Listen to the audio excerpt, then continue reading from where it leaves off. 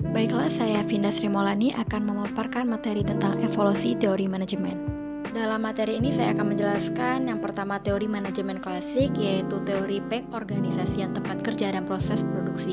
Yang kedua yaitu manajemen ilmiah, yaitu metode ilmiah untuk meningkatkan efisiensi dan produktivitas kerja. Yang ketiga yaitu organisasi klasik, yaitu teori yang memandang organisasi sebagai struktur yang rasional dan logis.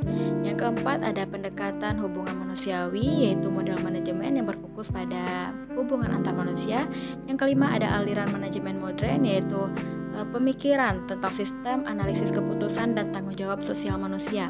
Dan yang terakhir yaitu ada perilaku organisasi, tentang studi yang mempelajari perilaku manusia dalam suatu organisasi atau kelompok tertentu. Yang pertama yaitu teori manajemen klasik. Teori ini muncul pada akhir abad ke-19 hingga abad ke-20 tepat dengan revolusi industri. Nah, tokoh teori ini ada Frederick ya, yaitu bapak manajemen, lalu selanjutnya ada Max Weber yaitu sosiolog dari Jerman. Prinsip dari teori ini yang pertama yaitu ada wewenang dan tanggung jawab. Yang kedua yaitu disiplin atau patuh akan aturan.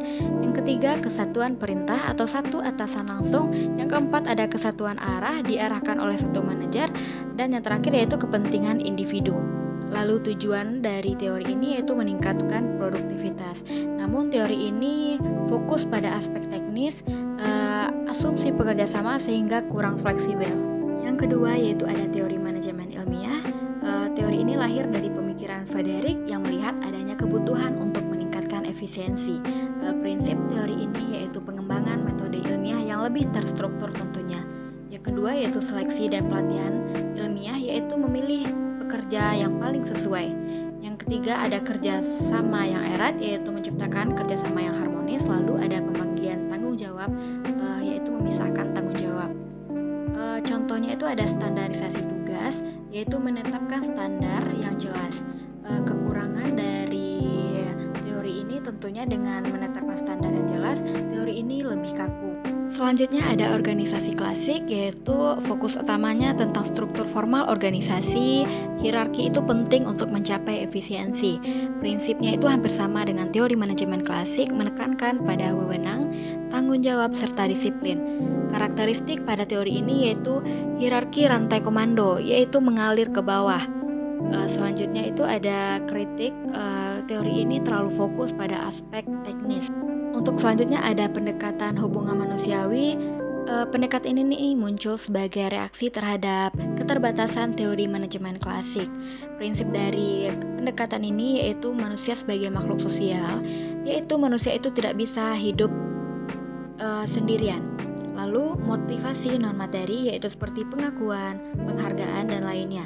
Pengaruh dari materi ini yaitu pergeseran fokus manajemen menjadi kesejahteraan kepuasan masyarakat. Kritik pada materi ini yaitu materinya itu terlalu sederhana sehingga mudah dimanipulasi. Selanjutnya ada aliran manajemen modern, yaitu karakternya itu pendekatan sistem. Yang kedua kontingensi, yaitu menyesuaikan pendekatan dengan situasi. Di dalam aliran ini ada teori sistem, ada kontingensi. Lalu pengaruh aliran ini itu pengambilan keputusan jauh lebih baik, serta pengembangan organisasi itu lebih adaptif. Tantangan dalam aliran ini yaitu kompleksitas, perubahan lingkungan, serta keterbatasan teknik. Yang terakhir ada perilaku organisasi. Fokus utama perilaku ini yaitu ada tingkat individu, ada tingkat kelompok, serta tingkat organisasi. Nah, pada tingkat individu ini yang diperhatikan itu adalah perilaku individu. Lalu pada tingkat kelompok, perilaku yang diperhatikan itu perilaku kelompok. Tingkat organisasi itu perilaku yang diperhatikan itu perilaku kelompok dalam organisasi.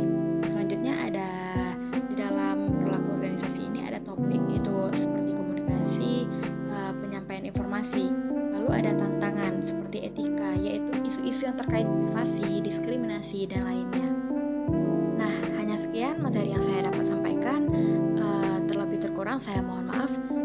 Terima kasih.